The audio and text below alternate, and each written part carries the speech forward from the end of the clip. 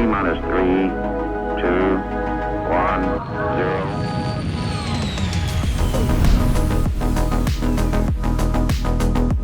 Hello, friends. Welcome back to the Launch Sequence Podcast. We're here to talk about a pretty exciting development. The tech preview is finally being put into use for some features. Engineering is in players' hands. Nix didn't come this week, but is supposed to be right around the corner in 4.4. So we've got some interesting developments in Star Citizen this Q4, and I have brought in the lovely TenPoundFortyTwo. I've dragged you back here quite a few times this year to talk about these features, but you got hands-on with the engineering stuff, so I really wanted to get a chance to hear what you had to say about it. How are you doing, though? How's it going? I'm doing well. It is good. It's an exciting time to be a Star Citizen person. It's probably the right way to put it, isn't it? There's lots going on. It feels good. It feels exciting. And this was an interesting test. So, yeah, there's lots of fun stuff to talk about here. Yes, sir. How have you been over these last few months? It's been a wild few months in Star Citizen and in space games in general. I don't know if you're following any other games, but I feel like 2025 has been an amazing year for gaming, and we haven't really been spared too much from that as space gamers. You having a good time? Oh, have I played a single other space game in this time? That's a good question. I know that's going to upset you as a space game lover. Have I played anything? The only thing I think I've played all year was the thing, again, you recommended. The Alters was the most kind of sci-fi game I think I've played all year, that was fun. That was good. Did you ever get back into it? Did you ever finish it? Oh man, no, I actually didn't, because things got so busy towards that time. Like in September, I just like I said, the space game started rolling, dude. No Man's Sky had its big update. Jump Space came out. Obviously, Star Citizen is doing its stuff. Now we've seen Battlefield 6 come out. Arc Raiders just came. It's like a lot of games I'm actually interested this year coming out. Definitely, yeah. I've dabbled in a bit of Battlefield and I've tried out the other Arc Raiders thing, but yeah, there's a lot going on. And Star Citizen is kind of like trickling away, or whatever it's doing. I don't know what you call this current event. I guess it's I don't know, pootling. That's a good English word for you. Does anybody know what pootling means? It's like it's just kind of faffing around. It's like just kind of slowly trudging along, I guess, kind of like a little car, just kind of bobbing along. But yeah, it's been a fun year. The events have been interesting. It's really interesting to see how the community is reacting to these things, because the activities, the locations that come in that are permanent, definitely seem like people are enjoying them more. I guess also the fact that they're not like time limited means that people don't feel as stressed out about them. But these events that they're doing, I think Resource Rush was pretty good besides its technical problems. But this one, it seems people are just like, hey, can you stop just rebranding and putting paint on regular contracts and adding some narrative that's not good enough? Now, I gotta take a little trip back to 2023 Space Tomato and tell him, hey, they're taking their bunker missions, that you guys are normally running, and they're adding some narrative to them and some rewards into them. And I wonder, would I be annoyed? Is it necessarily the fact that it's happening, or is it that happening at this stage that people want Star Citizen to be doing more? Because what we're seeing this year in terms of content is certainly more than before, but now it still seems like it is falling short, because it's just, for lack of a better word, I think people feel a little lazy. Now, I'm not saying the devs are being lazy, just like, again, for lack of a better word. As your headline, Space Tomato calls everybody lazy. I just think people are looking at these missions and thinking, oh, this isn't that much effort. These aren't that different. They're just repainted. Like the rewards aren't that great. They're kind of broken. Do you feel like Star CIG is doing themselves a disservice to put out the events like this? I mean, I think this one in particular is the first thing. I mean, obviously, all the Resource Rush stuff, the freighter-related problems were a big pain. But the actual event itself, there was variety in the missions, and although it was a big grind, the kind of rewards kind of made people think, oh, this is worth it. This one, though, this feels like filler before we get to 4.4, before we get to Nix. And so the fact that the missions are you have to repeat them so many times, I think is my major issue with this, because the first phase, at least, they're not fun to do more than once or twice, I don't think. But but to try and do them 15 times, even if you group up and you share everything, it's not like, I don't think anybody would look at it and be like, yes, this is absolute top-notch gameplay experience that everybody would love to play. Like, Yeah. I called it lazy in my video, but I don't think it's because this is the best they can do. I think this is the best they could probably squeeze into this gap before the big focus on Nyx, because obviously they're designing all the mission stuff that's coming in Nyx, this first event thing that's happening in Nyx, and so are they allowed to do bad events? Probably they are. It's just bad timing. I think after CitizenCon and being like the game's the best it's ever been, and then this patch came out, was pretty broken, and then it's actually not a very good event. It kind of feels a bit like a damp Yeah. whatever. But So does it? they're probably no go on. I was just going to ask, does it feel like the monthly flow of you know annoyance with the game? Because like you said, it might be this event, the timing, the communication surrounding it, the lack of variety. Um, if they had done something again like Resource Rush, do you think the annoyance would be as much? I don't know if about annoyance. I just wonder the engagement, maybe. I mean, they won't Mm, tell us, but they'll have stats for this event. I imagine that less people are doing this event because they don't care about the rewards as much. yeah, And yeah. so I would argue personally, if I was in charge, which would probably be bad on lots of different levels, I would have said, I would have asked the question, do we need an event? Do we need something this? But I guess they did, because they needed to finish off the story and then move it to Nyx. So they have to sell ships, they have to put out patch bundles. There's all sorts of stuff that they have to do in the way that they're scheduling content this year. So this was kind of inevitable, but it does feel like this is the worst month of content probably this year. Would that be fair to say, in your opinion? I think so. Yeah, I mean, can't say they've added too much. I don't know. Yeah, I think that's probably true. I don't think they added any like mission contract additions here or much like that. There wasn't a new location or anything. Um, yeah, I can see how it feels a little bit filler. And that's an interesting perspective because it begs the question, how much did they need this patch? I know they've got this whole idea of like we got to push 11 updates, but like you guys have a certain amount of money you want to make. You have a certain amount of ships you want to sell. Did you have to release a patch to sell ships this month? Is it kind of like is it a pride thing? Like, oh, we have to have this many updates out. Yeah. Why why was 4.3.2 needed? And maybe it is just because it was part of the whole plan in the beginning. But the hype for 4.4 seems good enough to carry people for a month. Yeah. I would assume what you said there is right, is that this was their plan. And as Rich said, patch always goes. They had a plan. They're just, this year has been them doing what they probably internally planned to do. And this just happened to be, it's interesting because obviously one of the things Rich said at CitizenCon was they pulled the Sandworm out of Hathor because it wasn't very good. You could argue that this patch wasn't very good and was a bit broken at the start and didn't work, and the content's not very fun. You could argue that maybe if he was truly like, I'm going to pull things out of the game, that if it doesn't reach a certain standard, you could maybe argue that this patch could have been pulled as well. But yeah, there's multiple things going on.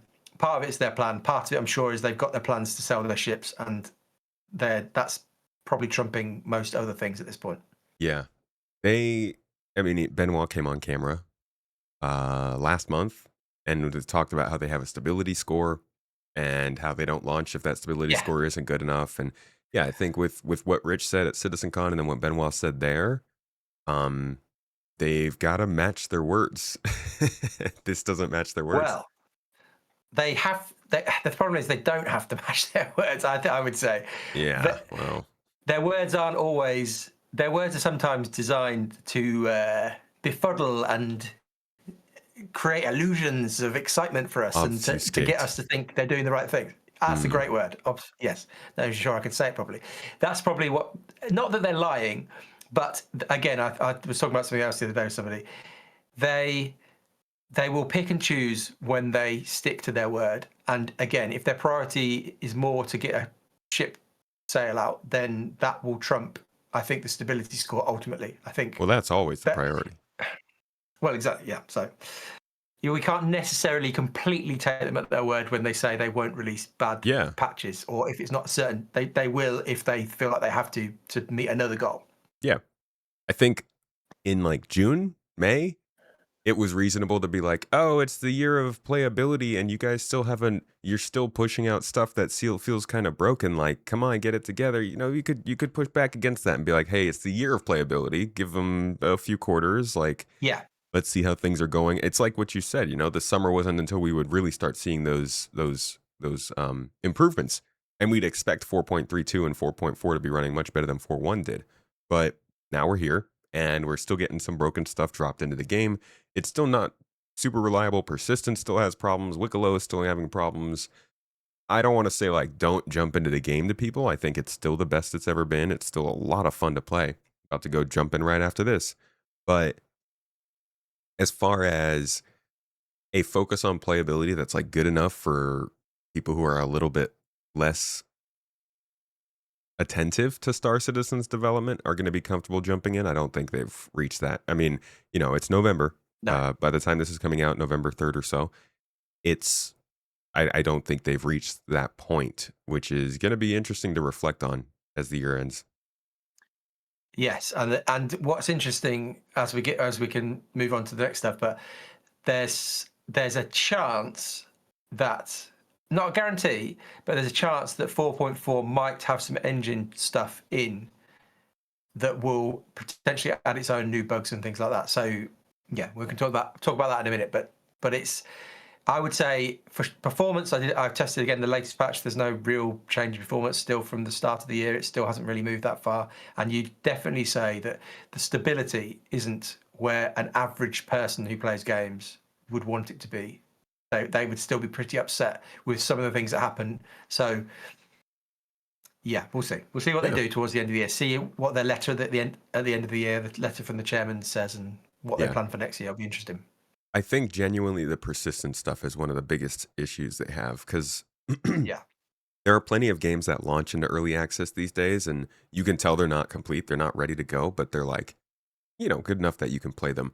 Most of those games, if not any of those games I've ever played, doesn't have problem with actually giving you the stuff you've earned. Like if you pick something up in your inventory and you log off for a week and you come back, most of those games will still have all that stuff. And I think that's something that really, really hurts Star Citizen is like, Yeah. we want to grind for some long-term goals here, but what's the point if you're going to lose them possibly? Yes, it's a big problem, and still I mean, without going too far off topic, but there is multiple basic things that you'd expect from a game that starts in doesn't have things like, again, all the social tools and blah blah blah. So if you were to pick up the game and test it out, the experience is quite a long way off in some ways what you'd expect from a real game. But it would just have, you'd still have those moments of magic that only Star Citizen I think can do as a new player. But it's that constant thing of like, you can see how beautiful it might be and it could be and how wonderful the experience might be, but you're looking at that through like a broken glass that's like shattered all over the place, and you can just kind of make out a picture of what it will one day be, but it's still pretty messy right now. It's that age-old imagine. Oh yeah. Yeah. Oh yeah. Yeah. Well, one of the big things that is actually making a big change, and I think a lot of people you could probably talk to about like if there was one game system that you could bring into the game that would have the widest reaching effect on the most things, I think a lot of people would say engineering. And Yeah. the just the whole idea of engineering is foundational, I think, to Star Citizen in a way that like once it is added to the game, it allows other systems like refining and solar flares and radiation and crafting and all these other things to kind of start taking more effect. So this is a bright light at the end of a year when we expected it to be dropped a lot earlier into the tech preview. It's late. You could say better late than never, but to be quite honest, it does sound like it's gotten quite improved from the last time we saw it. So let's jump into engineering, what it is, what it's going to do to the game, and what CIG seems to be aiming to do with it. What is engineering, just to start, from what you have played? Is it going to ruin people's ability to fly large ships? Can nobody fly solo anymore? Are we all going to be stuck just putting out fires and changing fuses for the rest of Star Citizen?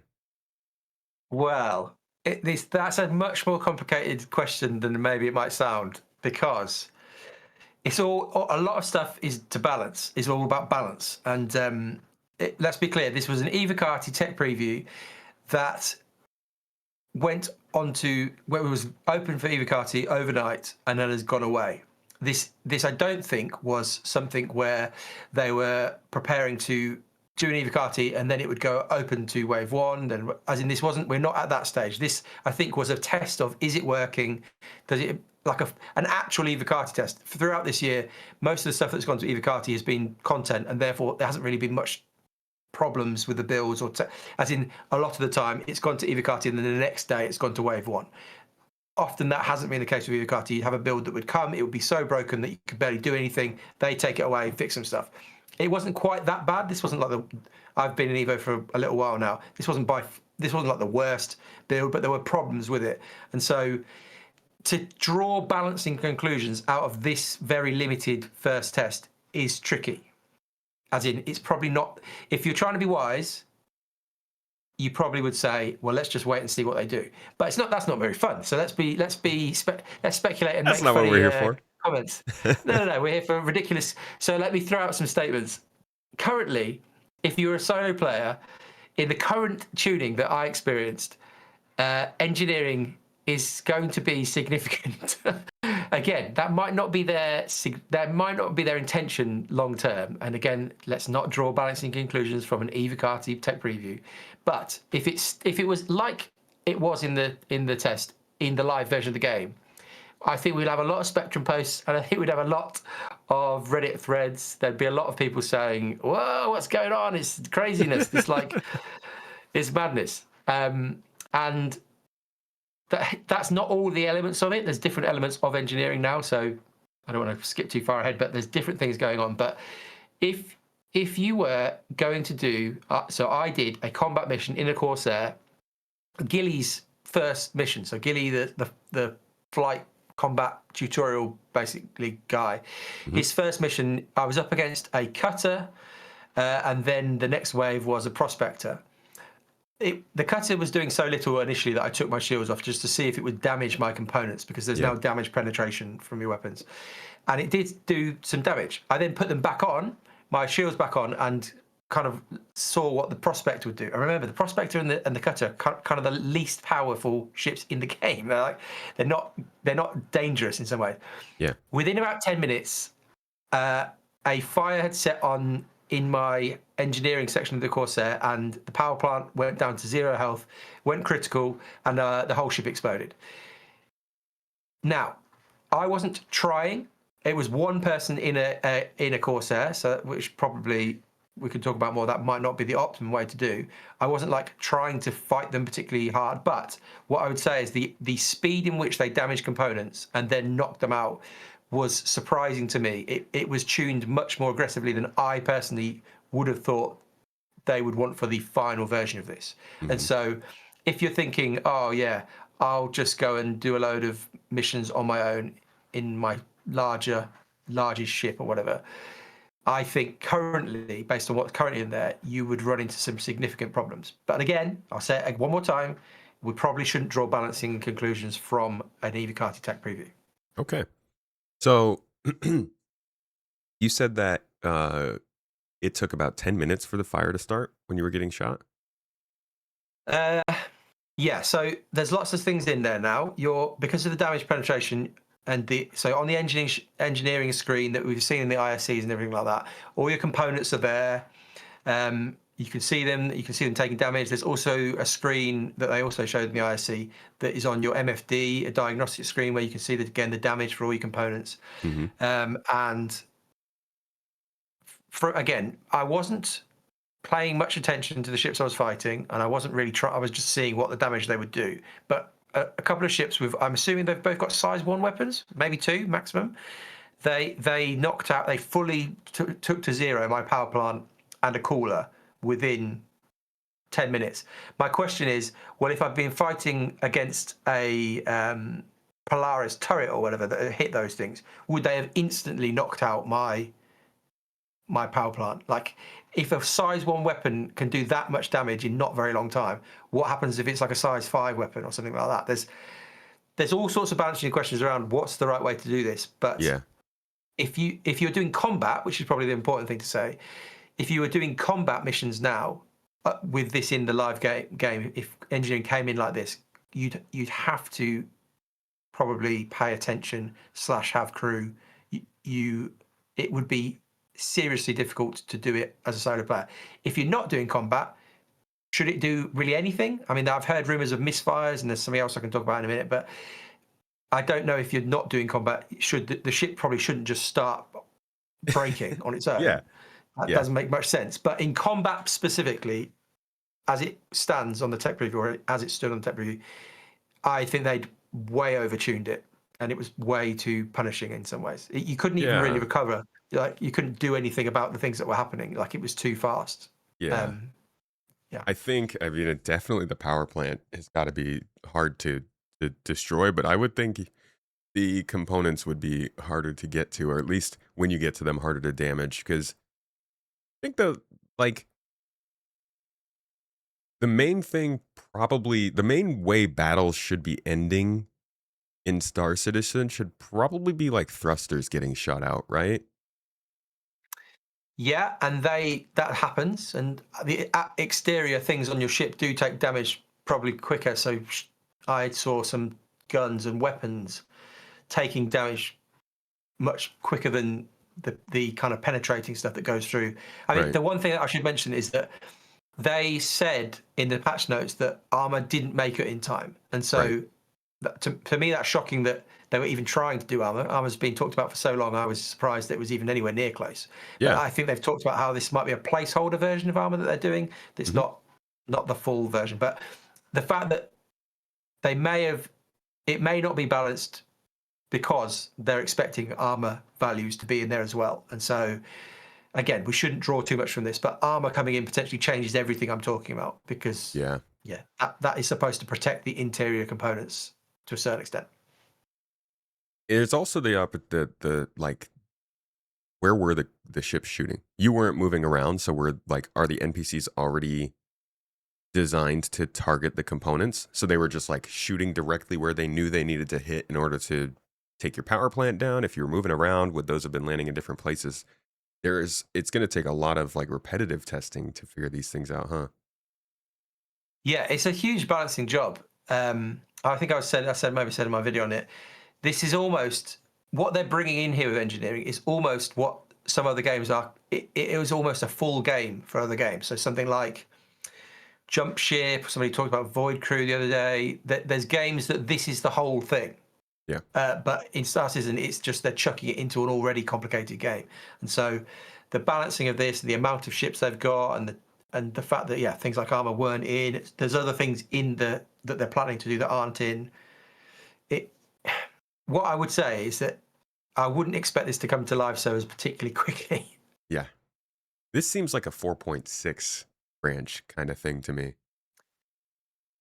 I would, maybe 4.8, maybe 4. I don't know. I honestly, It's just like maybe it's a whole another year. it could, genuinely, it wouldn't be the most shocking thing if this didn't come in till late next year. I genuinely wouldn't be that shocked. I don't know. We'll Oh, see. man. We'll see what happens. What will happen, obviously, now, they'll either come back quite quickly with another tech preview and they'll build on top of this, or they'll take it away for a while, work on some stuff, and then come back. The speed in which they start to do that will be the key, I think, the key indicator to how quickly. I wouldn't expect this. I mean, there's almost no chance it comes this year, I'd say, but I suppose it depends how happy they are to throw it into the game and then balance it after that, if that makes any sense. They might Well, just that's CIG. decide. Well, yeah, they might just decide to do that, but yeah, it's interesting. It's an interesting one. I wanna drag something onto the screen here real quick for those who are watching the show. This is the explanation. We've been talking about the tech preview here for those who don't know. This is the explanation behind the tech preview. It was released at the beginning of this year, and it came a little bit before they started to talk more about this year being about playability, but it was still in line with the same energy. What they're basically saying here is that the EPTU channel is going to be dedicated to testing features that are too complex or risky to focus testing in the live environment, and that they will go through a pipeline where they'll get added to the EPTU during potentially the PTU phase of one patch. Let's call that 4.3.2 here, or I guess 4.4 kind of.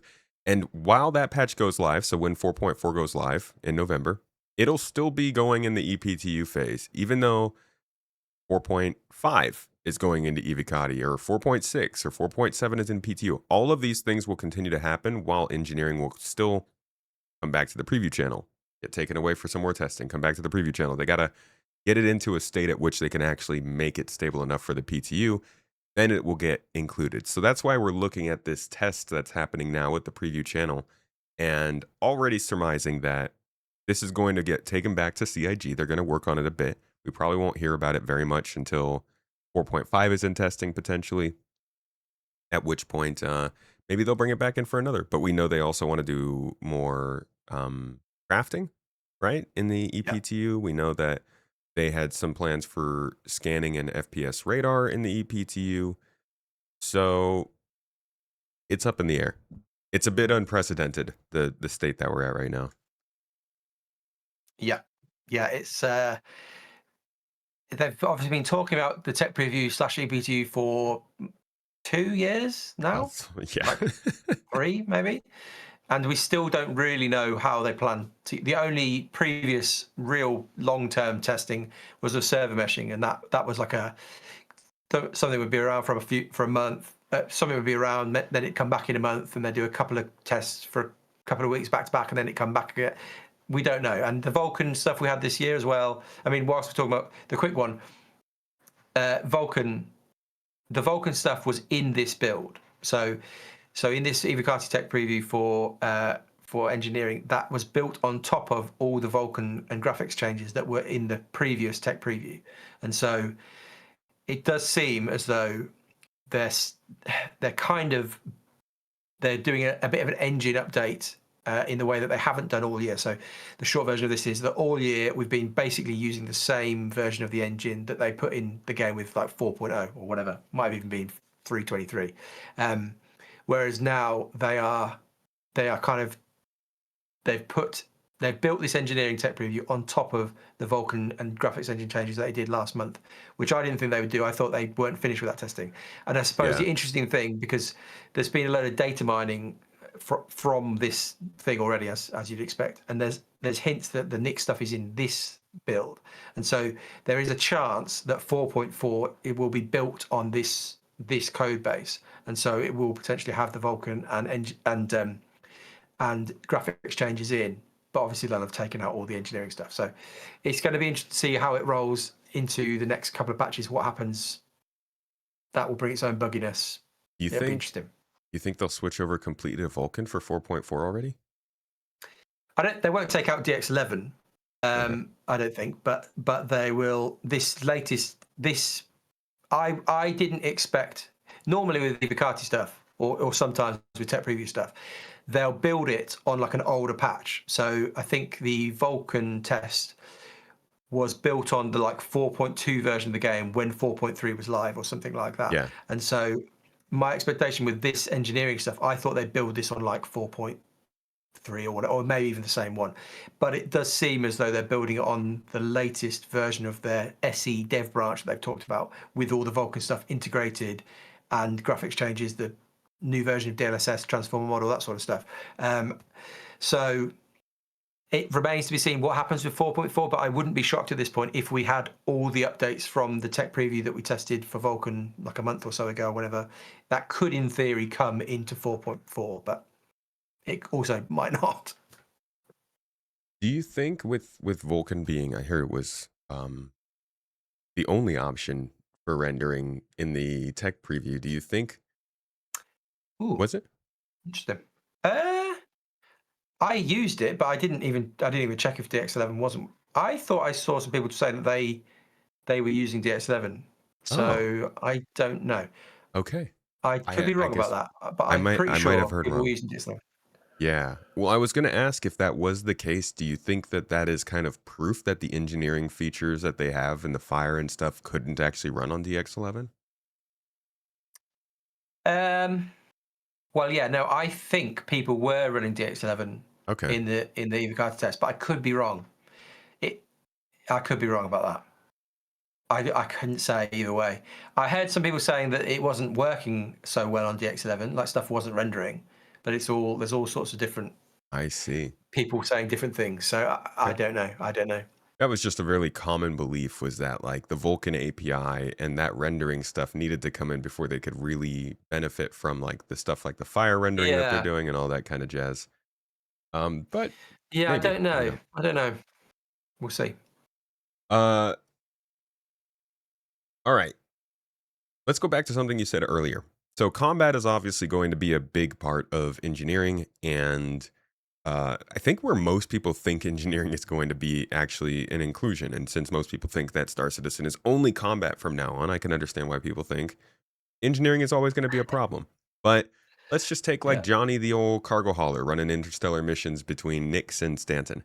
Maybe he gets tracked by a pirate every once or twice, but he generally can quantum boost away and get out of danger without any major problems. Is somebody who's just playing the game like that going to be constantly dealing with random problems and misfires and things breaking down and fires breaking out? Yeah. So that's a good question. And again, we don't know exactly what their balancing intentions are, but in this version of the game, in this Evocati test, there was I first when I first took off in my Corsair, um, it the cooler overheated or something like that. I lost power and I hadn't left atmosphere, so I just fell out of the sky and landed on Lorville and blew up. I cannot imagine that that's intentional. I'm sure that's a bug. But the default power pip settings, I mean, again, if you remember all the stuff we've seen in IC, for whatever reason, whatever I was doing on the default settings, it just fell out the sky.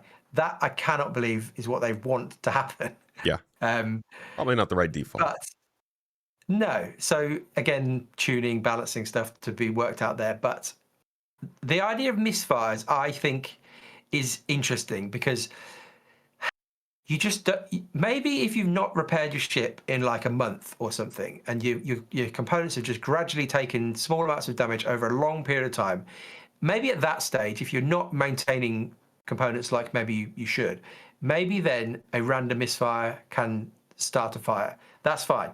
I just don't think that a brand new ship should be taken down by just a random misfire. Like I just cannot see that being helpful for the game. I don't think that if you're like you're in your example, you're just flying around, maybe doing cargo, you don't really do any combat. I cannot imagine that CIG's intention will be that the game just punishes you RNG randomly. Just a Yeah, random number goes bang. Your ship is now your cooler is set on fire, and then only if you've really left your ship for a long time or if it's taken some damage can that make any sense to me in my head. Uh, I I think people will be in uproar if suddenly they buy their brand new ship, they set off their exciting mission, and just because the numbers randomly roll a certain way, there's a crazy fire and they just blow up. I think yeah, people will go nuts if that happens. So the misfire thing is a real interesting one for me. I do hope they tune it down, and I didn't experience any misfire stuff in my experience. Mine was all because of I mean, I intentionally set a fire. We can talk about fire a bit more maybe in a minute, but the combat stuff was the key to the weapons, to the components taking damage. right, But right. yeah, yeah, Yeah, I don't think normal wear and tear will do much. I mean, when they were talking about this during the last time they covered it on ISC, one of several, one of the devs specifically said like if your components are really old or they're overheating or they've taken a lot of damage, then they'll misfire. Otherwise, don't worry about it. And I think it's the right way to go. Like misfire shouldn't be something you're really ever thinking about unless you do abuse your ship. If you're doing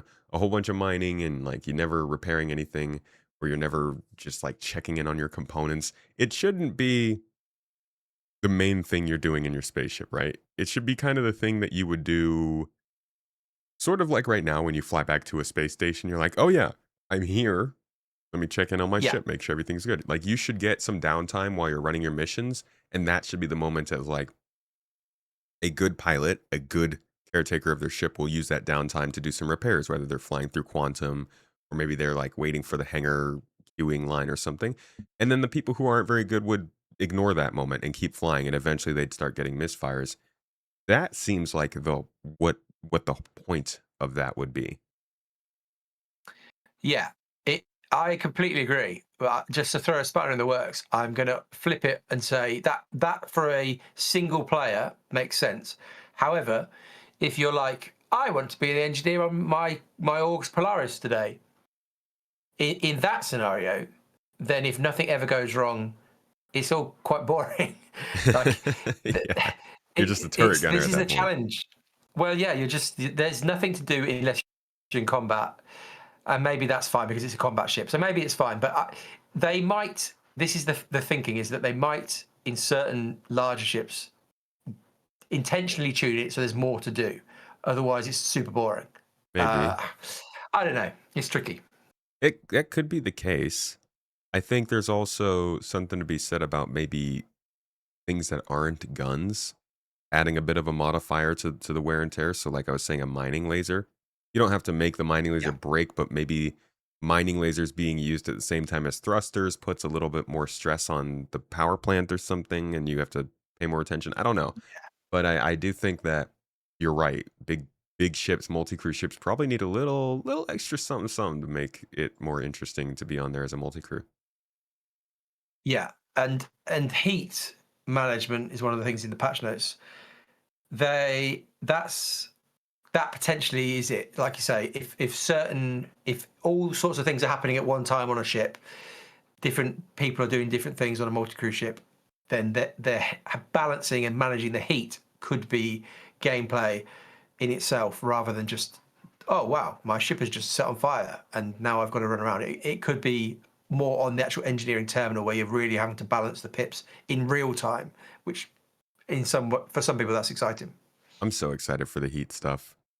That's because tracking heat means they're going to start tracking thrusters and their thruster damage. And then when control surfaces come in, maybe that means that like VTOL matters. I don't know why, but I have like a really big obsession with spaceships looking like they're Yeah, flying very cool in atmosphere. And I feel like a combination of control surfaces and a little more focus on our thrusters and our like the health of our thrusters might get players to fly a little bit more cool. Because I like watching people fly around. It's just annoying to see like jerk stop, twist stop, yeah, yeah, jerk stop. Like I want to see these spaceships moving around like they're supposed to. So the heat system is pretty cool yeah. too. Because I'm just excited to see how they challenge us with the thrusters. Definitely, yeah. For me, one of the things, if you're gonna start throwing around Chris's words of immersion and fidelity, blah blah blah, the idea that on like a planet with normal gravity, you've just got this ship that just sits there with no problem in atmosphere, and just hovering above, nose downing, shooting everybody. You know, That's shouldn't happen. And so, hopefully, things like heat of thrusters and things like that will force, and they've talked about that, haven't they? But that will force pilots to, again, CIG in some ways wants to get people out of their ships and down on the ground in certain scenario, and so maybe this sort of stuff will be helpful to just stop ships being completely overpowered versus the ground vehicles. Maybe if they can just, if you can, I mean, it makes sense on a space on a moon with hardly any gravity that they obviously can act like a spaceship would in that scenario. But for the idea on Earth that, yeah, a spaceship is just pointing down with one tiny thruster pushing it up, hmm doesn't make any sense. It's, yeah, madness. Yeah, please fix. I mean, that's something people have been pointing out since like 2018, 2017. Uh, let's keep talking about fire because Yeah, that is so. I think the best parallel to what we're seeing with Star Citizen's engineering is probably something like FTL that you mentioned earlier, Void Crew. But Sea of Thieves really feels like it yeah, captures that energy the same. You know, in Sea of Thieves, you can sail a big ship. But if you get caught out there with the big ship, suddenly, you know, you have holes to patch, you have fires to put out, you have water to ditch out. These are the same kinds of things they're doing with fires and stuff in Star Citizen. Does it feel like it's actually hitting something unique? Is it channeling that same energy as Sea of Thieves? You said that it kind of burned really quickly, I think. Is this gonna be like a good part of the game for people? Well, I'll refer to my previous statement on the balancing of what it is right now. It's interesting. The actual fire itself. So before I did all this, the testing that I just talked about in a combat mission, I was just in the hangar and I just set fire to my Corsair in the cockpit by shooting the radar component. I think um, that what I said about this was that the actual spreading of the fire from that one component to then taking over the whole cockpit took quite a long time, like probably longer than I would have thought it would. And Okay. so fire itself wasn't that punishing. Um, the actual fire itself didn't spread through the whole ship really quickly. In fact, it spread from if you know the Corsair, it spread from the cockpit to the next section, which has got two turrets either side or whatever. That took probably about 10 minutes to spread just to that bit. And then Wow. for some reason, yeah, I think there's like a bug. It then didn't spread into the habitation section. I think there was a bug, something to do with the room systems or whatever. It just, however long I left it, it just wouldn't jump. The fire just wouldn't jump from that little section behind the cockpit to the hab section or with the table and Could you everything. So could you see, like, temperature differences in the room? Is it possible that was stopping it? yeah, on the extinguisher, which is now in there, you can read the temperature on there. There's like but your character's temperature wasn't changing Ah, at the same rate. So there's probably interesting. this is probably the sort of stuff that they're trying to work out, like bugs and all Yeah. sorts of things. Um, and then on the fire extinguisher itself, it was actually super effective, too effective potentially. So I decided to put out that turret section of the Corsair. It probably took me less than 10 seconds to just fully extinguish it. So it didn't feel like a massive battle to take fire out. So it's funny, in some ways, the component health and all that sort of stuff was probably balanced too aggressively. I would say maybe the fire was a bit too easy, if that makes any Mm, sense.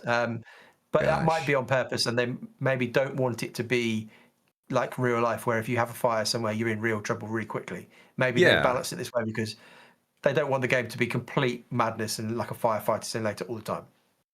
That's something about video games that gets me is, like, I do enjoy consequences. I like feeling a little hectic and like things are scary, but I think there's too fast. There are a lot of games I Yeah, played where I've been like, "Oh, this is really cool. I feel like I'm learning it," but like the it's game over or like it's you've lost yeah, the level too quickly. I'd rather be in that state of panic and like getting a chance to figure things out before then. So I would even say, like you said, fires lasting longer but doing less damage seems like a better idea to me. But then again, I don't, like yeah, it's they could charge or balance this for anything. What's a javelin with 10 fires going to be like compared to a corsair with one? yeah. Yeah, and the key thing probably is where the fire is. So if it's not on critical components, that's not a big deal. But if it is your power plant, which is the big make everything go boom scenario, then you're Yeah. in then you're in real trouble. Yeah. So yeah, it depends where and what's on fire potentially. You might be able to carry on with your whole mission if a certain part of your ship is on fire because it's not spreading that quickly.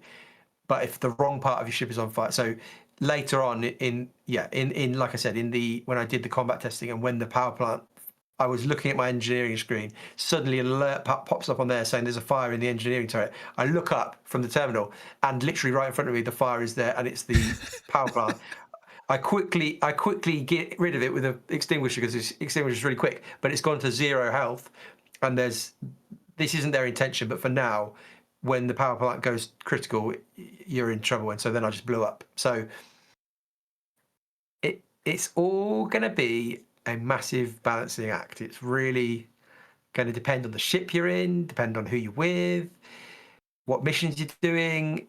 Yeah. I would say it's almost an impossible job to balance this. Like it's so big, but they'll It's a have to just really, yeah. slowly chug away at it. I Yeah, mean, this has got to be one of the most intensive game systems I've ever seen added to a game. yeah.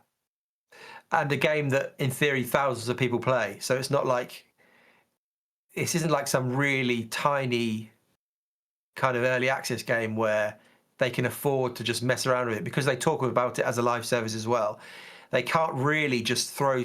I mean, again, I know they do this, but they can't really completely break the game for a whole patch by throwing engineering in a way that everybody hates. Like it is, there's a bit more pressure on it at this stage, I think, because people are expecting to play this game as a real game now. Yeah, Some people at least.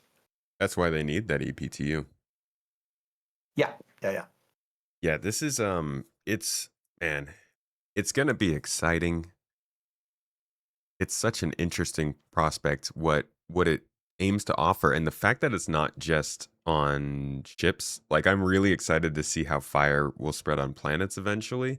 I mean, I don't know how many of you Yeah. guys played Far Cry 2. That's where I got my experience with like procedural fire in games, and it was such a cool process to watch CIG build out their fire tech on the same engine that I, all the way back when I was a kid, kind of experienced it. And now imagine, like, what if we set fire to like a Hurston Prairie? Would that create a smoke signal that people can see in their spaceships from far away? Will that attract attention? Yeah. Like, what are the implications of how fire is going to work? Yeah. Yeah. I mean, what does this do for bases as well, like player Hmm. bases? What does it do for space stations? And there's all sorts of things they could do with it. I wouldn't expect potentially much of that stuff anytime soon, but Sure. what it does. I mean, I don't know. I don't know how I sound. Maybe I sound a bit negative about how I personally am excited for what this will do for the game. I just am really aware of how fine a threading of the needle situation this is. Like there is maybe it's not perfect, but there is a good balancing window somewhere, but it is quite a small window, I think, and so I'm really excited to see how this changes, especially if you are in a bigger ship with multiple players. Say you're running, well, say the new phase three of this event will be the Polaris battle again, won't it? Say you're going up against that in another Polaris, and there is gameplay potentially there that will elevate again SC beyond many other games, many other space sims at least, where you are having to coordinate and communicate. For somebody's on the main engineering terminal, they're calling out different things that are happening around the ship. That like, there is potential for this to be really, really fun. But I'm just fully aware that as much as I feel like that, there's so many people in this community as well who the thought of this is like terrifying. It's going to ruin the game for them to a certain extent, and CIG have got to somehow. They don't have to keep everybody happy, but they have to make some decisions that will affect everybody. So it's just Yeah. a tricky balancing thing. It seems like mainly the combat players that need to worry about it really affecting their game.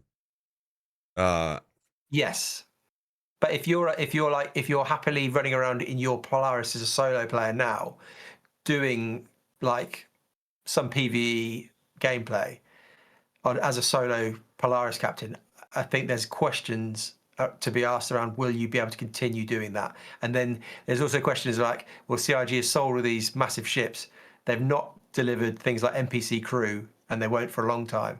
And so there's questions around people saying, well, if CIG put this in, why have I got all these massive ships? There's all sorts of things that will cause fun dramas and Reddit threads and Spectrum posts and all that sort but of this stuff. is, It's you going to know, be interesting. this is the inevitability that we've always known we were going to meet. A lot of people are going to be resentful of the amount of ships that they've bought, of the type of ships they bought. This is why I tell people don't buy ships with real money. If you don't know what it is that you want out of it, or if you don't understand CIG's plans, even if you do understand CIG's plans, they didn't announce that NPC's crew wouldn't be in 1.0 until last year, I think it was. So Syncon, yeah. yeah, so spending a lot of money in this game based on possibilities is already not, it might leave you in a bad decision. And I would definitely say if anybody is flying around a gigantic ship, taking on combat missions and expecting the game to allow them to do that the same way going forward, consider melting your ship and finding something that might suit you a little better. Not because it's going to be impossible, but it's probably going to be more frustrating. Yeah, yeah. We're speculating here on something we have no idea what they're going to do with. We don't know. Yeah. They may have to balance it so that a solo Polaris player can still do that to a certain extent. And it's I worth saying, no. I don't. well, I agree. I agree. I don't think they should, but if there was enough pushback, you've seen them climb down from certain positions before. I don't know what they'll. Yeah, but this is such a Uh, pillar. This is such a pillar. Like so much relies I on agree. this. Yeah, no, I agree. I mean, it's worth pointing out that the diagnostic screen does allow you to do a one-time repair for each component that's broken. So Right. in my case, even in single-seater ships, I was in a Gladius, I got out, I shot my quantum drive with a weapon, got back into my cockpit, opened up the diagnostic screen, and it showed that it was down, it was critical, or it was down to 0 health. And there's a button next to it that lets you click repair. You get one go at it, basically doing it this way, and it will automatically repair the component from the Okay. cockpit. So in theory, there's stuff that single people and people in single seater ships, or ships without interiors, they can still do some repairs, but it's limited, obviously, compared to There we having go. a crew That's of better. engineers running around. Yeah, all Yeah, the there's single stuff there. people. All the single ladies. Oh, You see get you, the ladies. chance. Yeah, I mean, done it's so. nice that you get the chance to like I actually think that's a pretty solid idea. You know, give Yeah, people a little bit of like an extra get out of jail free card. Um yeah. I wonder, is that limited to single seat fighters? Is that something that works, like did that work on the Corsair? Yeah, it still works on the Corsair, so I tested it as Okay. well. Yeah, you can still get a one-time repair from the cockpit on, I guess, on each component. I thought maybe, yeah, like you're suggesting, I thought maybe it would be limited just to single seaters, but no, it seems as though currently, at least, every ship seems to be able to do a one-time repair on a component from the diagnostic screen. We'll see what they do with that one, but it does sound like you know, I think you're right. There's like a small balancing window they have to hit for this to be convincing.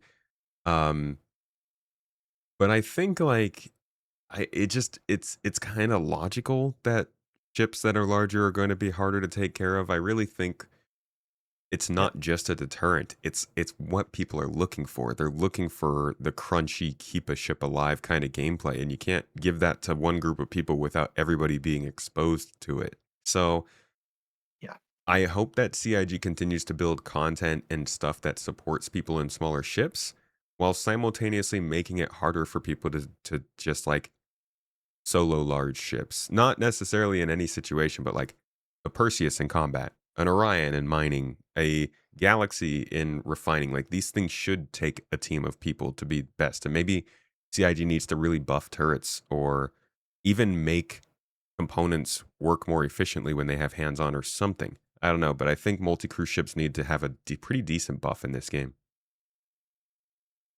yeah, yeah. And I think people would argue that this doesn't solve some of the. I mean, slightly different tangent, but this stuff doesn't really,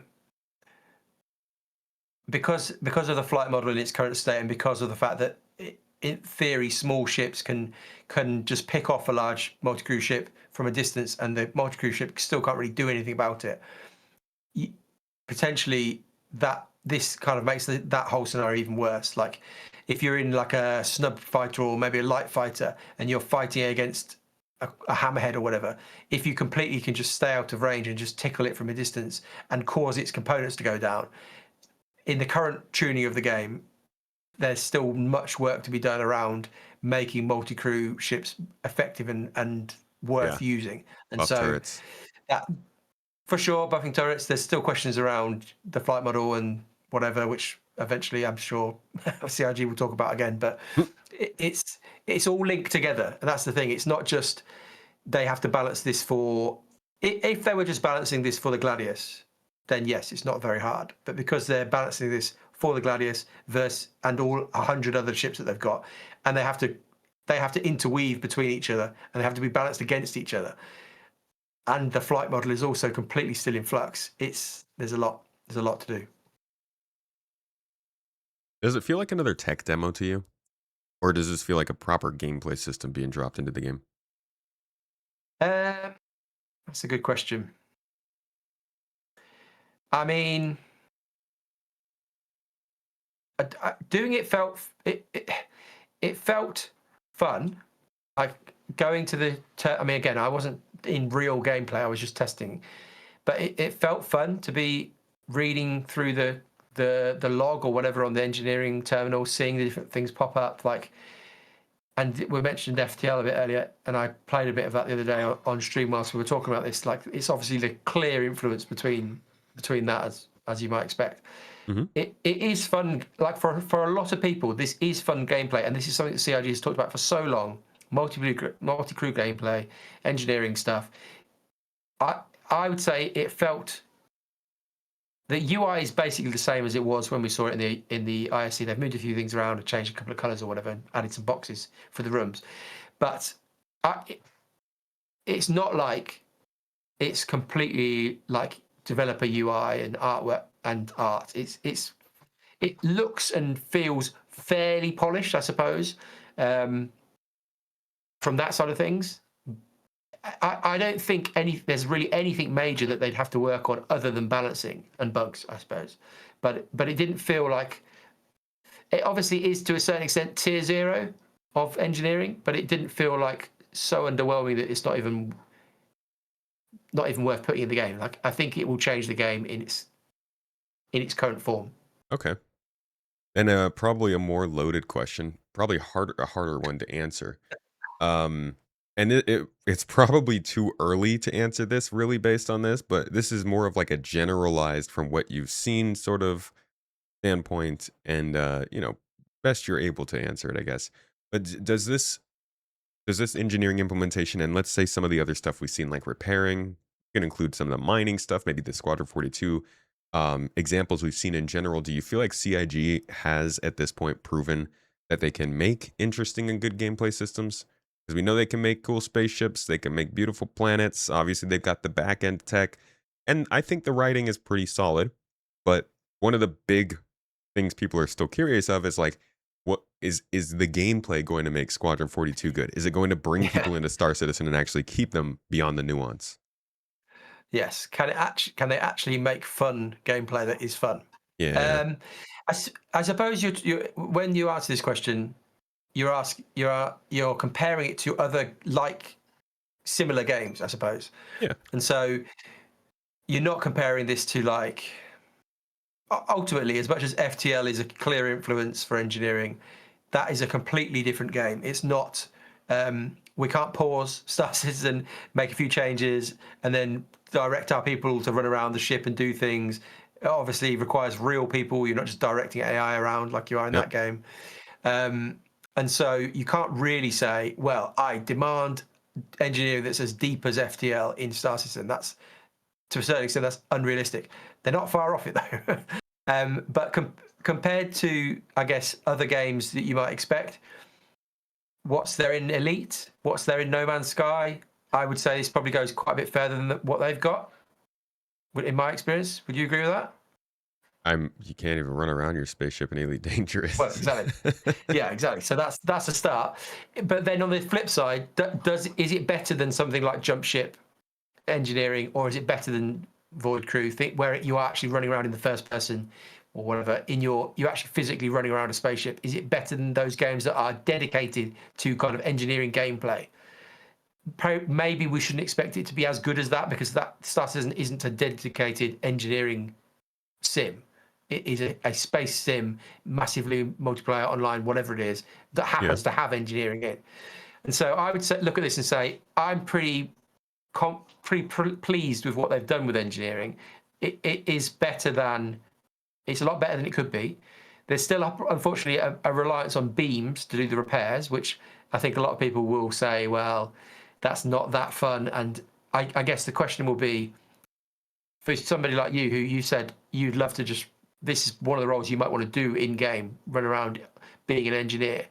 How long will you want to do? How many months or years would you want to do that for if the gameplay is as simple as just beaming stuff?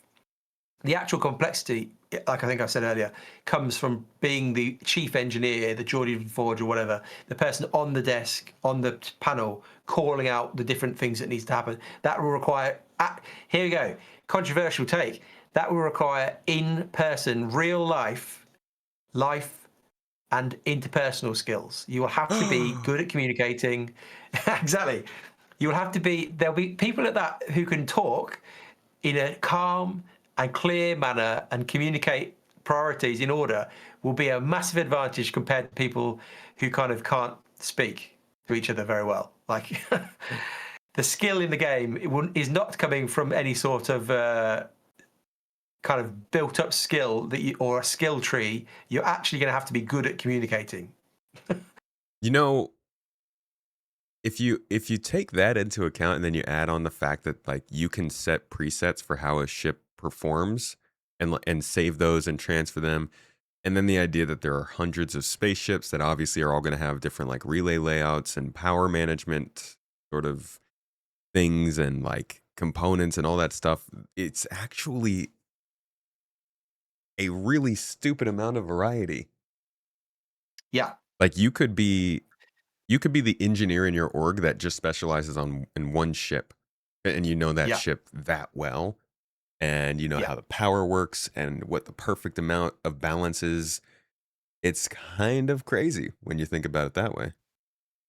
Yeah, for sure. And when we talk about kind of like the skill gap in combat and whatever for light fighters and everything, we say, oh, it's not very large. But potentially for multi-crew ships, if you have a crew of however many, let's make up some numbers. Let's say there's 10 people on one Idris and 10 people on another Idris. There's a decent chance the actual skill of the chief engineer, at least, will potentially decide that fight or Yeah, things like that. hell yeah, There's actually skill going to be involved in what they've currently are going for. I mean, again, balancing questions aside, dude. the potential is something really cool. Oh my god, it's actually really cool. The like if your engineer can maintain your power levels well enough that you can fire the railgun faster than the other Idris, then you win. Yeah, If they know yeah, getting into the battle, they shut off gravity, they dim the lights, and they shut off certain things at certain times of the battle just for a little bit extra power, and that could be the defining factor of a battle is really cool. Oh man, yeah. No, I'm not it even a is cool. combat player. And yeah, but I think for some people they will become potentially will become specialists on certain ships, like you said, and that is a cool thing in a game like we say where you're not building up a character's level. The game relies on actual human skill for like for combat, flight combat, but also FPS combat.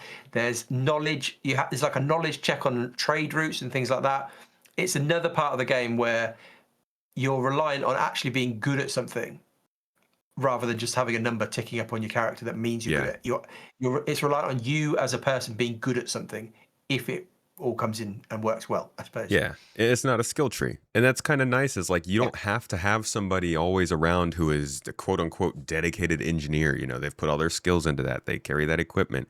Yeah, the equipment might help, but your co-pilot could jump out of their chair and put out a fire if they need to. And so it's nice that like you can have those skills without having dedicated all your time to being good at that. And if you just have to hop out of the seat and go do some repairs or something, anybody can do it. It's just a matter of how much experience you've had. yeah, yeah, Hell yeah, dude. I yeah. love that. You're pumped for it now. Yeah, I This is a mean, very cool system. it is, but we have to acknowledge, like I'm doing this a lot at the moment, we have to acknowledge that for us, that sounds cool. For some people, it sounds awful. It sounds awful, the idea that you have to get Yeah. outside, out of your ship and like run around to do it. Some people are going to hate it. And Well, I'll tell you what. yeah. Maybe those people could use more industrial What are we going to components. say? Yeah. Yeah, you thought I was gonna There's say stuff they something can worse, do. huh? Yeah, they I like thought you were going to use say use they can different leave. components. Yeah. Hey, those people could fuck They off. can. No, Well, I that was what think I thought you might I say. mean, there is something to be said about like there are certain games that are just not made for you. I saw somebody, man, they started, oh my God. I still don't know if this was satire or not. A lot of people in the comments on this Reddit thread thought it was satire, but everybody was answering, including the OP, like it wasn't. But this person, I kid you not, was like, all of this is stupid. Why are you working on engineering? Why is there cargo hauling? Mining salvaging, Wow. whatever. Yeah, these are things people can do when they're like having fun, but the real focus is FPS. Why are they not getting this better? And I'm like, brother, what? This isn't the Wow. game for you. No, well, the problem is it kind of CIG would want them to think it is the game for them. As Yeah, in, yeah. I think if you've been here for any period of time, there'll be various things that CIG have said that have made your kind of ears prick up, and you go, oh, interesting. I like the sound of Hmm. that. But they've gone in every direction, and so everybody has things about this game that they're excited about, but they're not all the same things. Like everybody's probably slightly excited about slightly different things, and it just meant that there's all these people with differing opinions about what's important, what isn't important, and what.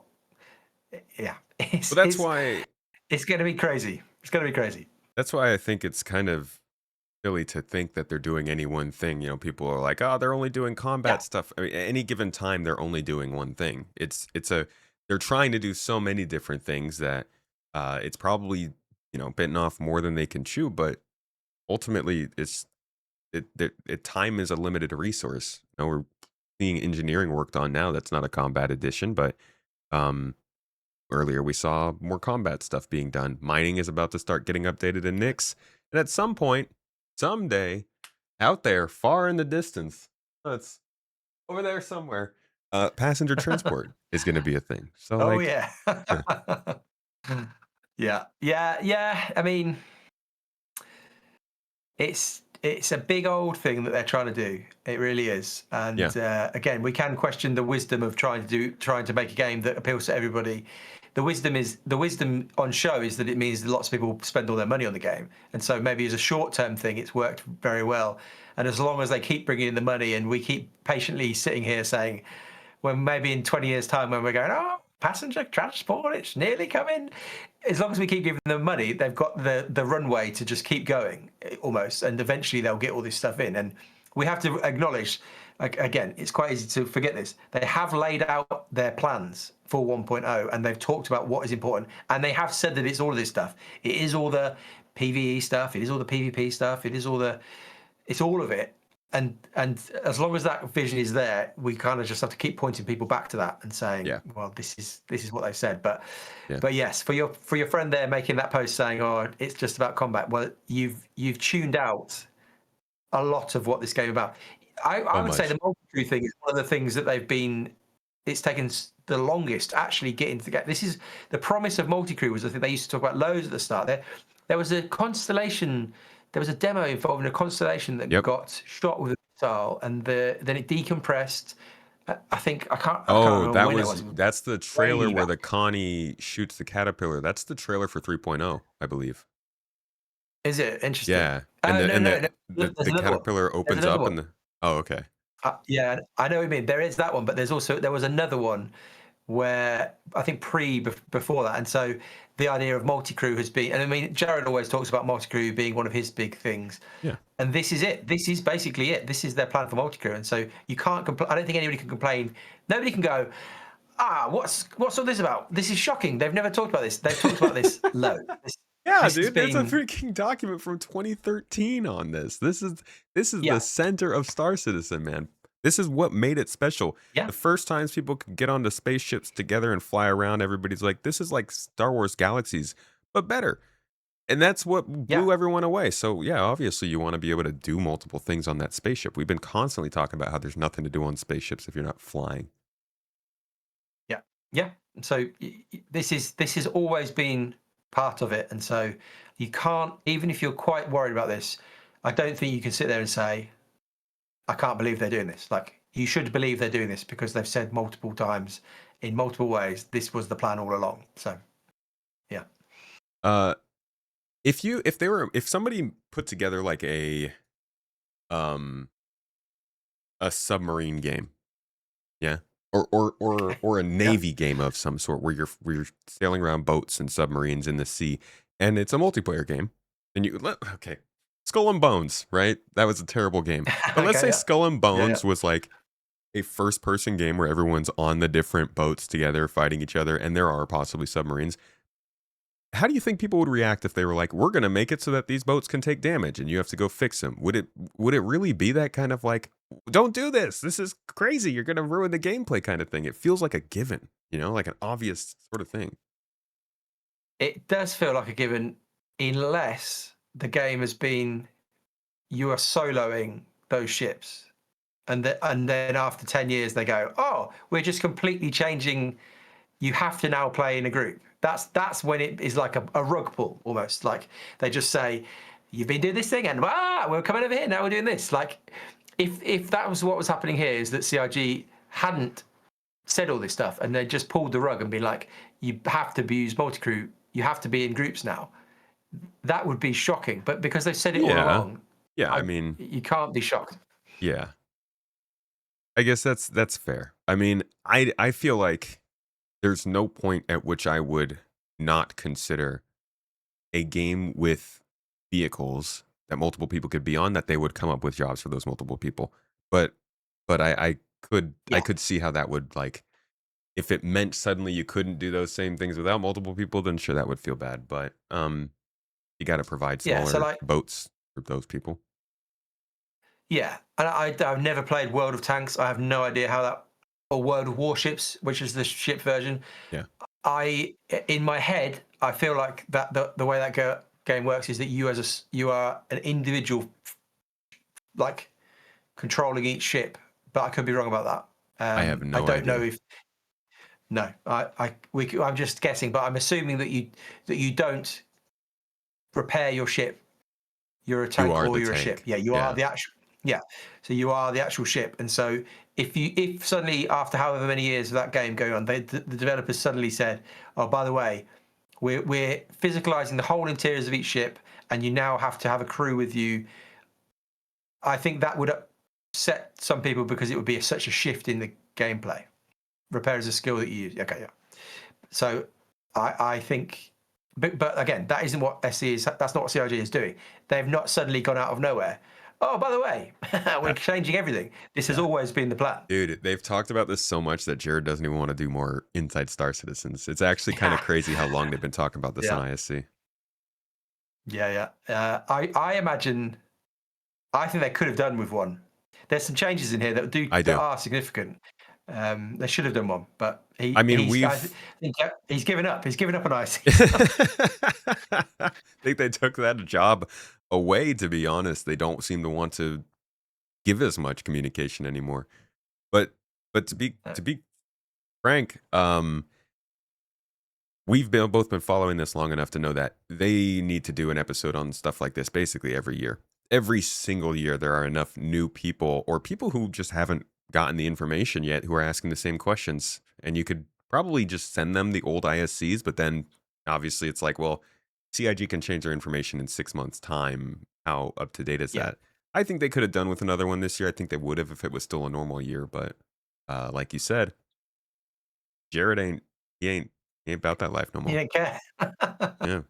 He's moved on. He's moved on. Yeah, I when this comes to live, when it actually ends up going live, you'd think they'd have to do an ISC on it then, Oh just to yeah. update people on the changes, because Yeah. not everybody's going to want to kind of go through the patch notes and read everything. They'd almost have to. I mean, one thing we haven't talked about is that the way the fuses work is changing based on compared to where it was when it was in the Arena Commander test before.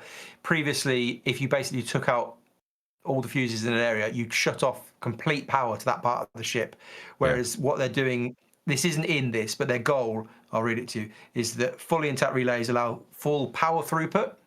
Um, that which means that each fuse that gets destroyed will reduce the throughput effectively, but they're not a hard weak point anymore. So when you lose all your fuses, it doesn't render that whole part of the ship dead.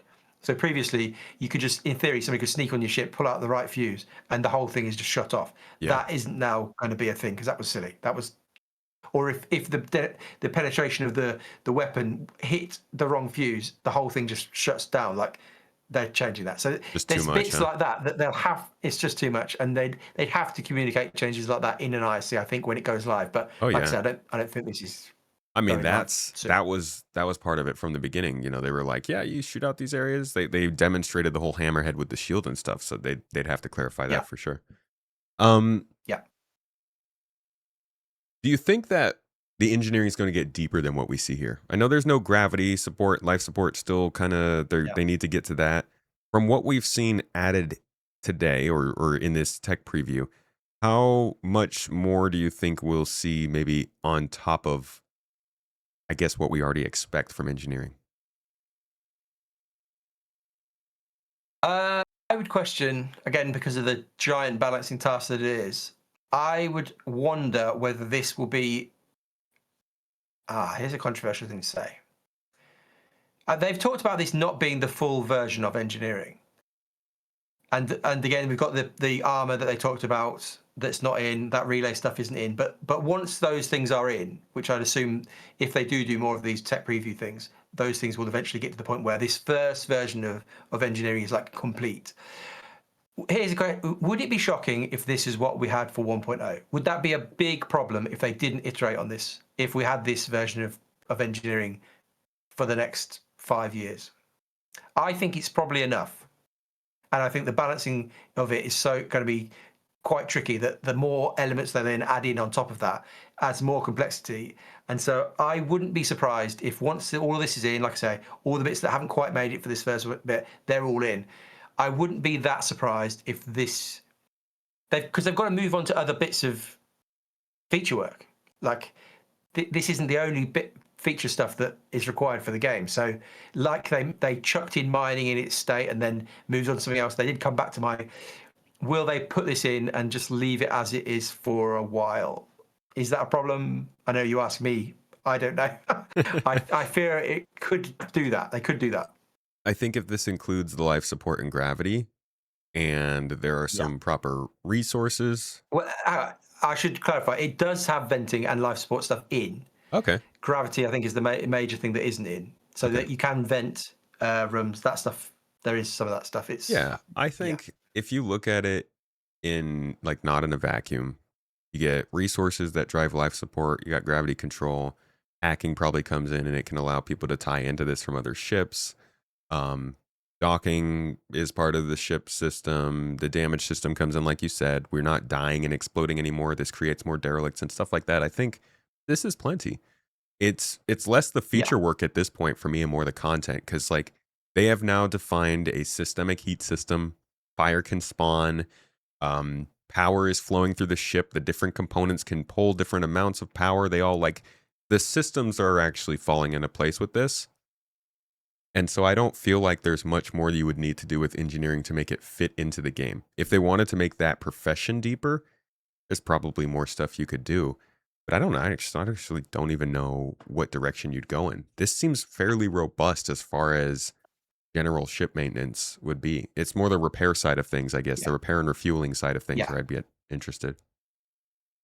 yeah. I wouldn't mind seeing mini games for repairing of components rather than just beaming everything. That would be the only thing I'd say. In an ideal world, if they had unlimited money and developers and whatever, if they could replicate something like the mining mini game for engineering and for repairing of components or something, I'd prefer that. But yeah, I think you're right. This probably is. I'd probably say this is enough to go for. And like we say, things like armor that haven't quite made it in. If they get all of that stuff in, will gravity make it? I don't know. Does it have to make it? I don't know. But there's a lot to get started with here, at least. Yeah. There's also the other side of engineering, which does not get talked about near enough. And that is like, this is not just a ship thing. We've actually already seen engineering used in ground side FPS missions in Pyro, and that's nowhere near the end of it. I mean, we know these outposts have been built with engineering and power systems in mind. We know that ground vehicles also have it. Landing zones are supposed to have some of that kind of stuff. Space stations, they've already hinted at will have that stuff. Even in 2023, the abandoned space stations they were talking about were supposed to have like power systems you could boot up. That all runs on the same system. So Yeah. there's a ton of content we can get from this that's not just like, oh, my ship broke down. Yeah. Whether they say this is the time to do all that stuff or not, I guess is the question. Yeah. Um, if that it might be a priority to do that, it might not be. I Yeah, I just wonder because this basically Torsten is now he seems to have taken Dan Truffin's job effectively. Kind of, Is yeah. that right? Yeah. Dan So Truffin, yeah. like the feature, yeah, the feature guy basically, like overseeing all the feature stuff. On stream the other day, I was looking at the Con 42 talk that he did with Jared back in Germany, the kind of unofficial convention thing where there was Hmm. some information about engineering. And one of the things they talked about there was the fact that talking about, oh, not everything's been fit, not everything is kind of stopped on feature work, but whereas we had 15 people or 20 people, this is Jared, 15 or 20 people working on, we might have had 15 or 20 people working on crafting or base building previously. We're now down to Kian, who I think we do know who Kian is, and Yeah. then also Deck, who's the guy who shows them the That's crafting the stuff. base building. Yeah. That yeah, and I wonder if I wonder if a lot of their resources have gone into getting the engineering stuff done, but in order for more resources to be put towards crafting and base building and things like that, maybe they'll have to get this in a certain state and move on. I don't know. I don't know exactly how it will pan out, but this is clearly what Torsten has been working on for 2 years. Like this has A been while. the thing that he's been heading up 3 years maybe. But if he's now the overall feature guy, which I think is basically how it was worded at that thing, then you think that he will have to oversee some big stuff coming with crafting and base building and all that sort of stuff. But Yeah. yeah, we'll see. It's big systems in flux right now. And this is one of the biggest. I would say this is like one of the core pillars of the game. It's crazy to finally see Yeah, it coming into the game. We've been flirting with the possibility of it for I want to say at least the last 2 years, and still not quite here. Well, probably won't be here till next year, but man, there's a lot of implications that come with it. I am actually most excited for how this gets worked into localized missions and gameplay at outposts, where I can like land at an outpost and get a mission to transport a box across the city and then get a mission to repair a windmill or go down into a cave and repair a water pump only to find out that pirates have taken it yeah, over and you got to kill them and get some loot. Like there's so much. We're just looking at the feature side of this. Now we get to see yeah, how the yeah, content teams start working this into the sandbox activities next year, into dynamic events, into timed events, and see how this actually changes the way we look at the game. That's really exciting. yeah. You're absolutely right. This because we're only coming at it from does it work? Is the underlying kind of relay and power system in, and how does it work for the players? But you're right.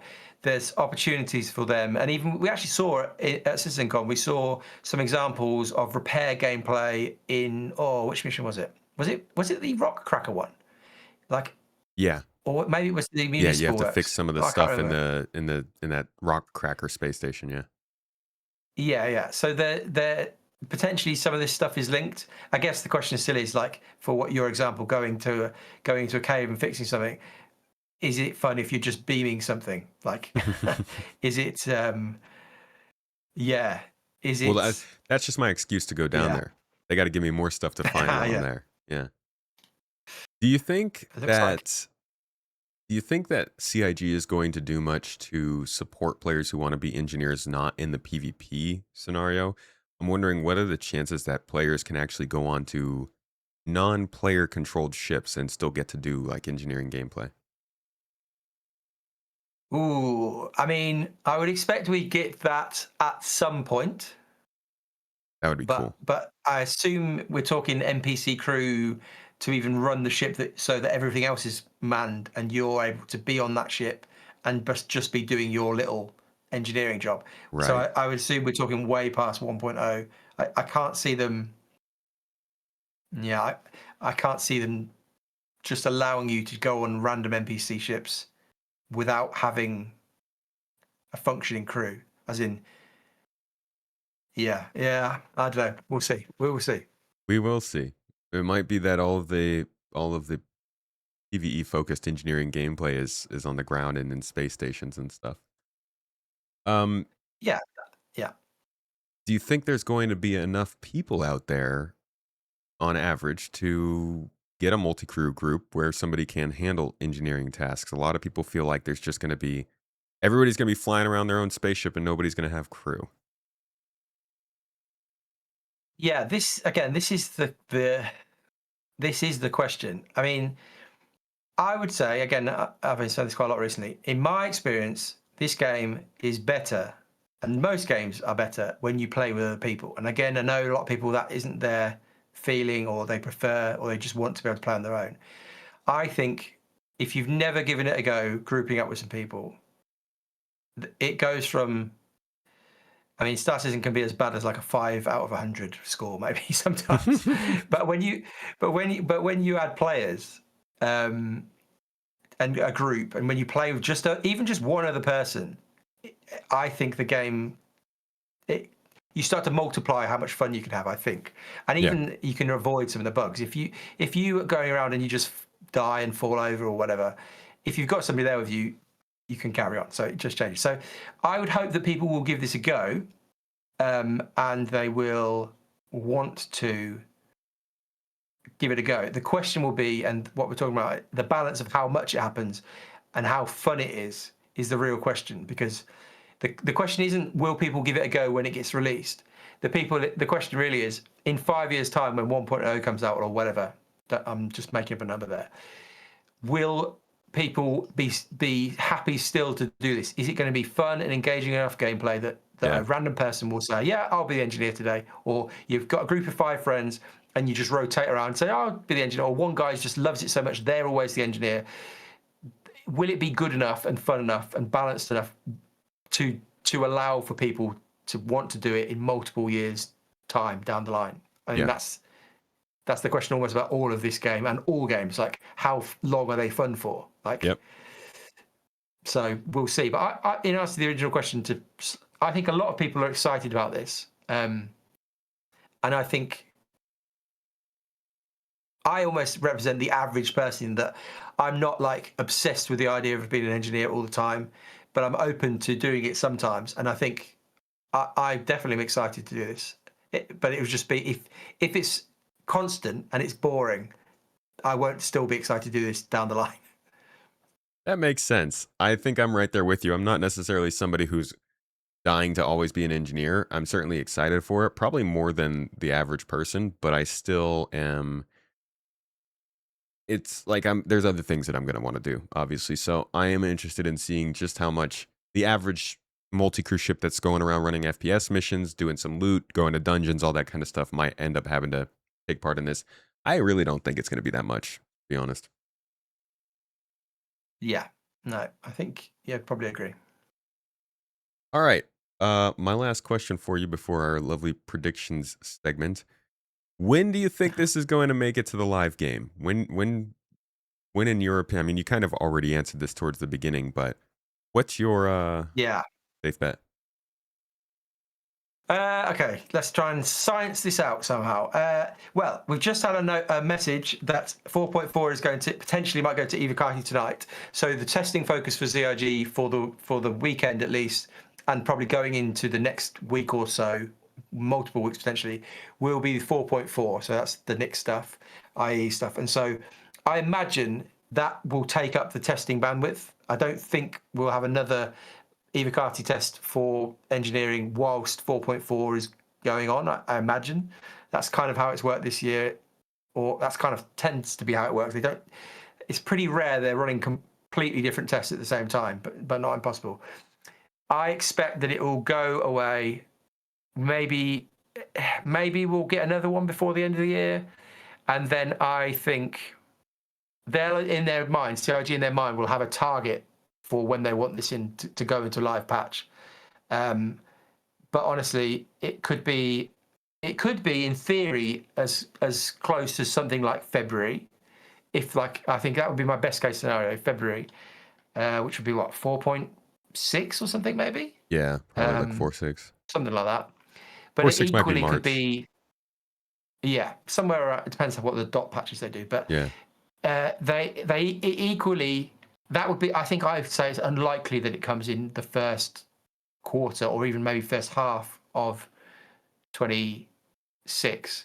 But I recently just lost my marbles and predicted that Nix was going to come, and then it suddenly just came. So You never know. I think at this stage it's quite hard to predict anything with COG. And because their communication and what they're showing us in ISCs is so non-existent, we don't really have a clue for any feature stuff. Yeah. So I think earliest maybe midway next year, and maybe then realistically it might, if we're lucky, make it in towards the end of 2026, maybe. But it could come. Who knows? It's guessing for this game. Yeah. It's got so hard. It's It's got really really up in the tricky. air. What do you think? I'm Yeah. thinking next summer.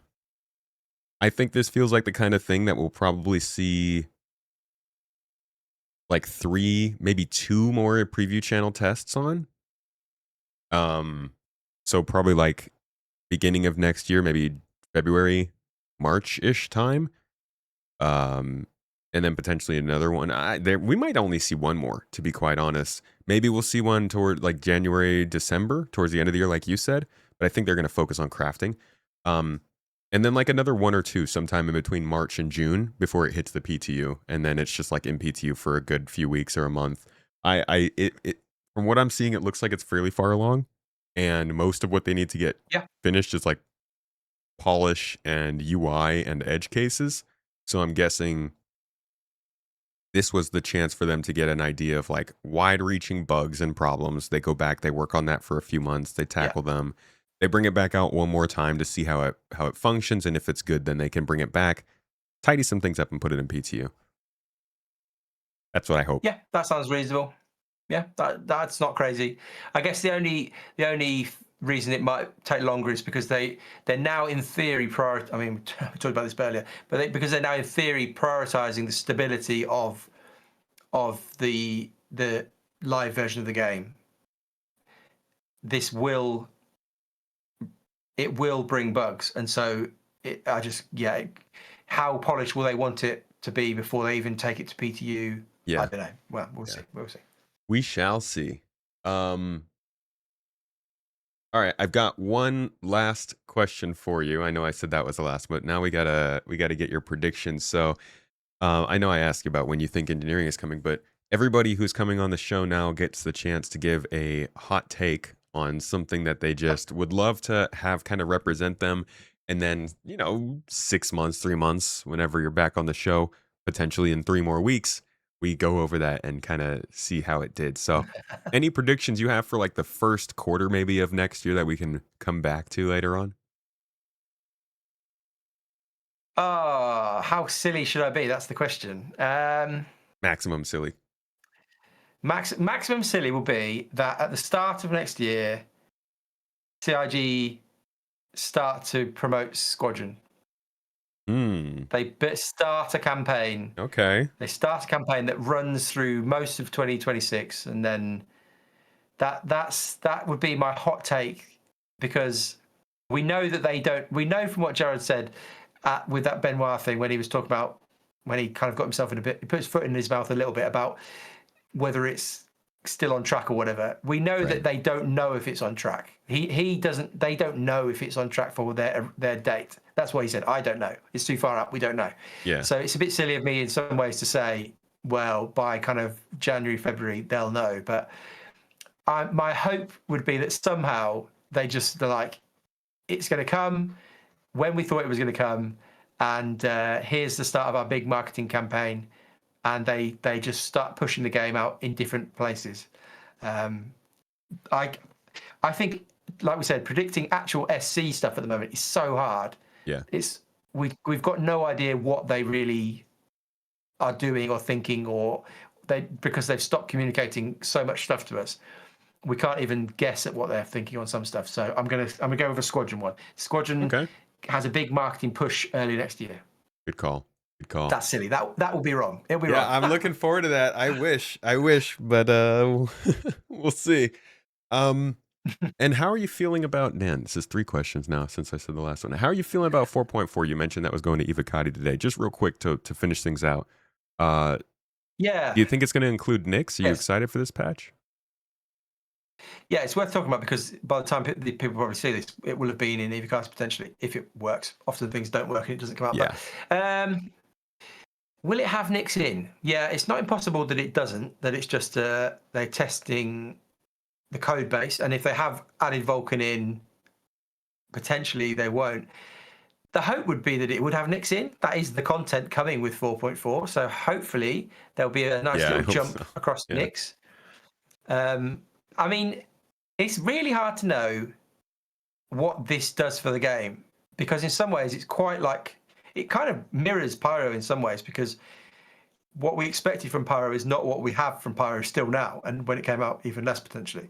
It's really hard to know if it will turn out to be like Pyro, where a lot of people just don't go there, and they've reduced the server count for Pyro down so far now. It's only 2 servers because hardly anybody's there, and so it's really hard to know what Nix is going to do for the game in this first drop, because obviously they said that they're going to build it out over the year. There's going to be all sorts of stuff coming, but I mean, just even the first experience of just jumping to a new system and walking around Levski again and seeing what they've done with it, different mining stuff potentially, all the things that we're hoping that will be in the system.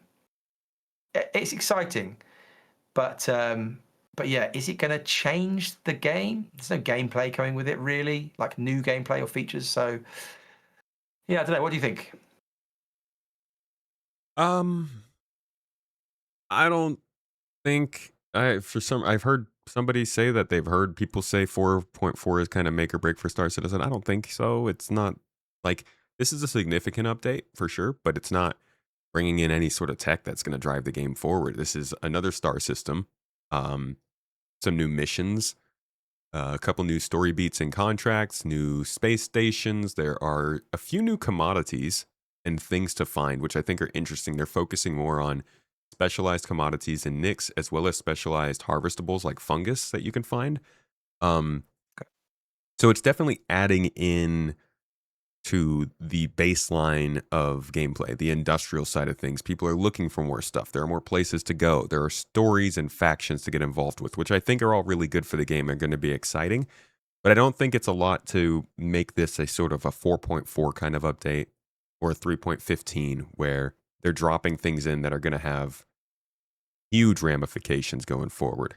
I think it's exciting. Yeah, It's an exciting time for Star Citizen as well. Nyx is going to be something cool to see, but we still haven't necessarily been convinced that it's shifting the game in a major way just yet. We'll see. that makes sense. Yeah. That's my take. I mean, I'm hyped for it. Don't get me wrong. Nyx system is cool. I think there's a lot of opportunities for like a low populated, less dangerous area, but reputation and all that kind of stuff is going to have to catch up for it to really What did matter. you say? What was that word you used? I don't think I've heard that word before. No, it's not Reputation. one that they talk about much. I'll tell you that. That's yeah. I don't. Who knows what the heck's going on with that? But yeah. We all know there are other things that are going to make Nyx special, and hopefully those can start being talked about soon too. Yeah, yeah. No, I mean, it's better than not having a new system, isn't it? That's probably Yeah. the Oh yeah, simplest yeah, way yeah, to yeah. put it. Yeah. I'm Yeah, interested in seeing also how many new servers they boot up for it. If we're going to start seeing like yeah, 15 to 20 server shards now, and when is that yeah, starting to get a little too much for you, CIG? yeah. That's going to be interesting. That's one of the things I'll be looking at if that's in Evocati tonight. Yeah, Yeah. All right, man. Well, that was a good talk about engineering 4.4 a little bit, about what to expect in the game going forward, and a nice little prediction. Can you let the folks know where they can find some more of your content, your discussions, and your streams?